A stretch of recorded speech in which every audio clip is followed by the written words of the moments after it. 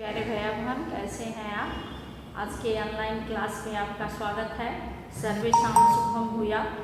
कक्षा षष्ठ के भैया बहन, जो पिछले वीडियो से ही मैं पढ़ा रही हूँ कि यह आपका पाठ है, षष्ठ पाठ है,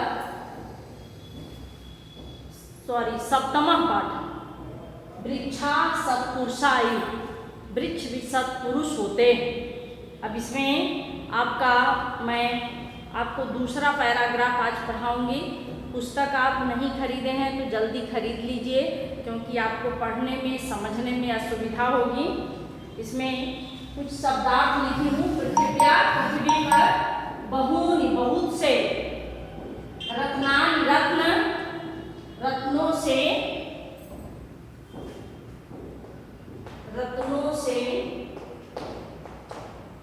सर्वेभ्यः सभी, जीवेभ्यः जीव, वृक्ष से जो है यह षष्ठी विभक्ति का है। षष्ठी विभक्ति में संबंध कारक का की के, तो वृक्ष की जहाँ हमें का की आवश्यकता होती है का, जहाँ की होती है की, जहाँ को की होती है वहाँ को, ऐसे के जहाँ आवश्यकता होती है ऐसे करके प्रयोग में कर लाते हैं।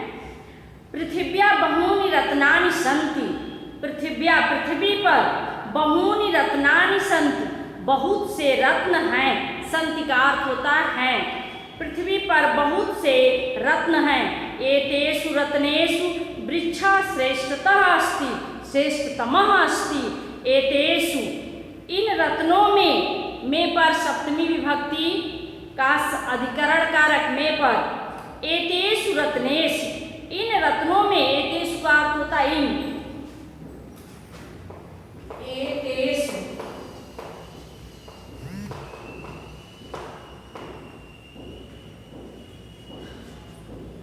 एतेषु सप्तमी विभक्ति का बहुवचन है।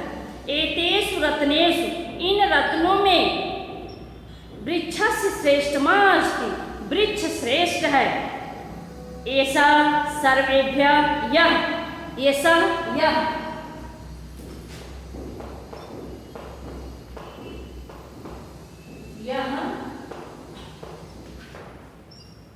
ऐसा सर्वेभ्यः जीवेभ्यः, यह सभी जीवों को, सर्वेभ्यः सभी, जीवेभ्यः जीवों को, जीवनम ददाति, जीवन देता है।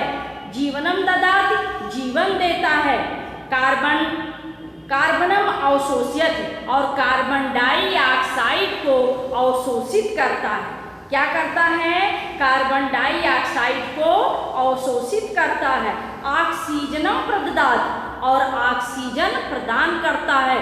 बच्चों, आप जानते ही हैं, विज्ञान में पढ़े हैं, और वैसे भी आप जानते हैं, यह कॉमन प्रश्न है कि मनुष्य के जीवन के लिए ऑक्सीजन आवश्यक है और पेड़ पौधे के लिए कार्बन डाइऑक्साइड आवश्यक है। तो इसलिए कार्बन डाइऑक्साइड जो है, पेड़ पौधे, हम जो कार्बन डाइऑक्साइड छोड़ते हैं उसे पेड़ पौधे अवशोषित करते हैं और का ऑक्सीजन हमें प्रदान करते हैं। तो हमारा जीवन पूर्ण रूप से किस पर निर्भर है? वृक्ष पर। ऑक्सीजनम प्रददाति, ऑक्सीजन प्रदान करते हैं। वृक्षे बिना वनम न भवति, वृक्ष के बिना वन नहीं होता है। न भवति, नहीं होता है। वृक्षे बिना वनम न भवति, वृक्ष के बिना वन नहीं होता है। वृक्षे वनम उपवनम वा शोभा भवति, वृक्ष ही वन उपवन वा शोभा भवति। वृक्ष ही वन और उपवन की, जंगल की और बगीचे की। वन का आशय होता है जंगल, वनम का आशय बच्चों जंगल है, और उपवनम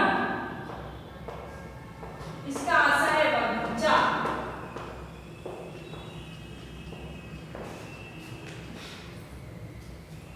वृक्ष वनम उपवनम वा शोभा भवति, वृक्ष ही वन और उपवन की शोभा होते हैं।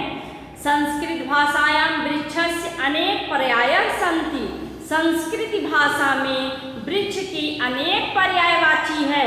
अनेक उसके समानार्थी शब्द हैं, समानार्थ देने वाले, जैसे जिसके बहुत से ऑप्शन हो, विकल्प हो वही पर्यायवाची कहा जाता है। तो जिसके और भी प्रतिशत विकल्प हो वही पर्यायवाची है। संस्कृत भाषायाम, संस्कृत भाषा में वृक्षस्य, वृक्ष की अनेके पर्याया सन्ति, वृक्ष की अनेक पर्याय, अनेक विकल्प हैं। सन्ति का अर्थ है। यथा द्रुम, वृटप, तरु, पादपी, जैसे द्रुम, द्रुम, विटप, वृक्ष, विटप इसका भी अर्थ होता है वृक्ष, तरु इसका भी अर्थ होता है वृक्ष, पादप इसका भी अर्थ क्या होता है वृक्ष, इति ऐसा है। फिर एक बार देख लीजिए, पृथिव्या बहूनि रत्नानि सन्ति, पृथ्वी पर बहुत से रत्न हैं। एतेषु रत्नेषु वृक्षा श्रेष्ठमा अस्ति, ऐसे एतेषु ऐसे रत्नों से वृक्ष, इन रत्नों में, एतेषु रत्नेषु इन रत्नों में वृक्ष श्रेष्ठमा अस्ति, वृक्ष श्रेष्ठतम है, सबसे सर्वश्रेष्ठ है।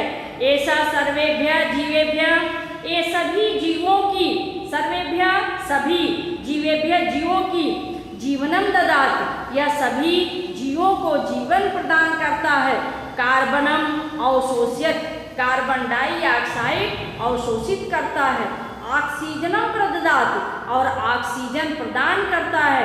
वृक्ष बिना वनम वनम न भवत, वृक्ष के बिना वन और बगीचे, वन वन नहीं होता, वृक्ष के बिना वन वन नहीं कहा जा सकता। वृक्ष वनम उपवनम वा शोभा भवत, वृक्ष ही वन जंगल की और बगीचे की शोभा होते हैं। संस्कृत भाषायाम, संस्कृत भाषा में वृक्षस्य, वृक्ष की अनेके अनेक पर्याय सन्ति, अनेक पर्यायवाची है। यथा जैसे द्रुम, द्रुम का अर्थ भी वृक्ष होता है। विटप, विटप का अर्थ भी होता है वृक्ष। तरु का अर्थ भी होता है वृक्ष। पादप, पादप का अर्थ भी होता है वृक्ष, इति ऐसा। यह आप ध्यान से किताब लेकर के, अपनी पुस्तक को लेकर के वीडियो को देखेंगे, शब्दार्थ अपनी कॉपी में अवश्य लिखेंगे। भले ही आपके किताब में, पुस्तक में कम शब्दार्थ है, लेकिन जो मैं बोर्ड पर लिखी हूँ इसको आप अवश्य लिखेंगे, जिससे आपके पढ़ने में सहायता होगी और इस अर्थ को सुन करके इसको दोहराएंगे और याद भी करेंगे शब्दार्थ। धन्यवाद। आज के लिए बस इतना ही।